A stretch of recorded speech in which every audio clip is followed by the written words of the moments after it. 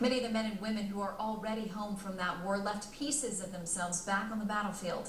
Tonight, national security correspondent Jennifer Griffin shows us one way those heroes can live a better life.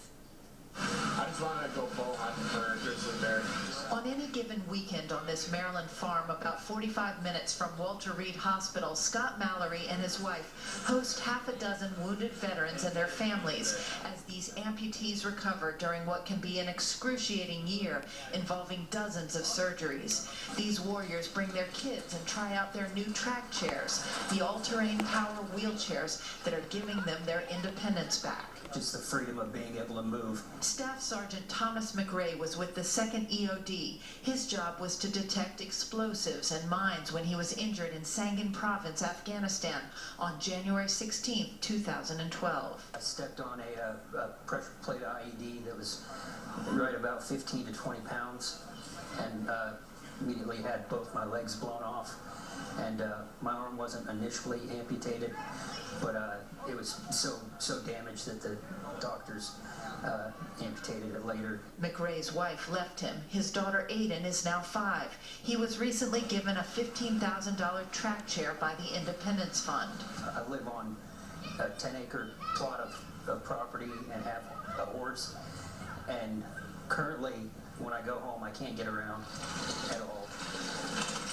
Also, I've always liked hunting, getting out and hunting, and just off the beaten path, go out into the woods, walking up trails, and this gives me that.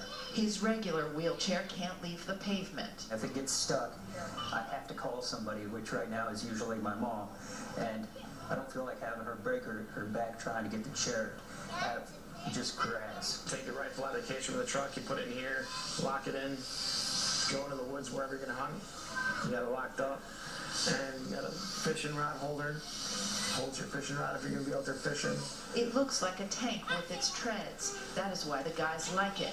It gets them back to nature with their children. I love going to the beach and sitting out there, especially when I have my son with me. Retired Staff Sergeant Michael Kane was with the 4th Infantry Division in Iraq in 2003 when he was injured. My vehicle rolled over a double-stack anti-tank landmine, which blew up directly underneath me. It blew off my right leg and mangled my left leg and a bunch of other injuries. Kane is one of 1,700 amputees from the last 2 wars. The VA is supposed to provide 1 power chair apiece to these vets, but the bureaucracy and paperwork gets so bogged down that none of these vets have received that benefit. It would definitely help me to go into places like in the woods that I probably wouldn't be able to if I was walking, because it's really hard for me to climb over trees and everything and even walk long distances. The Mallorys and their nonprofit Truckin' for Troops store these track chairs on their farm until these wounded warriors can leave Walter Reed and return to their own homes.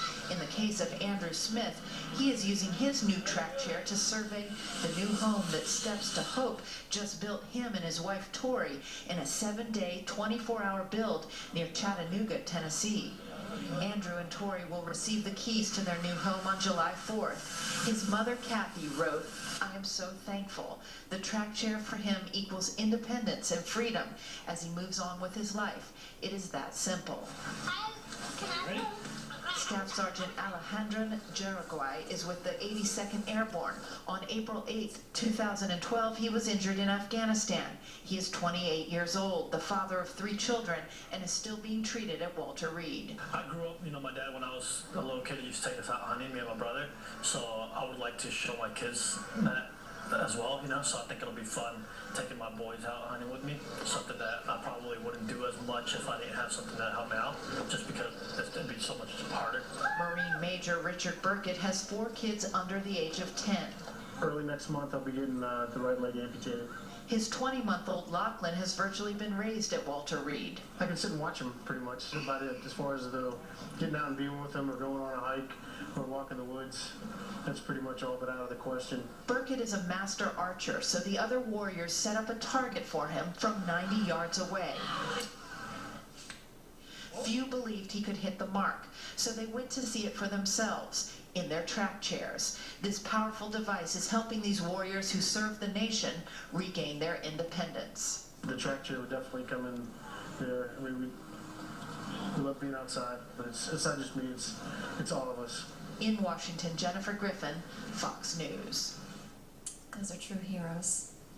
Well, you'll never believe how many forms our veterans have to fill out while they're trying to get their benefits.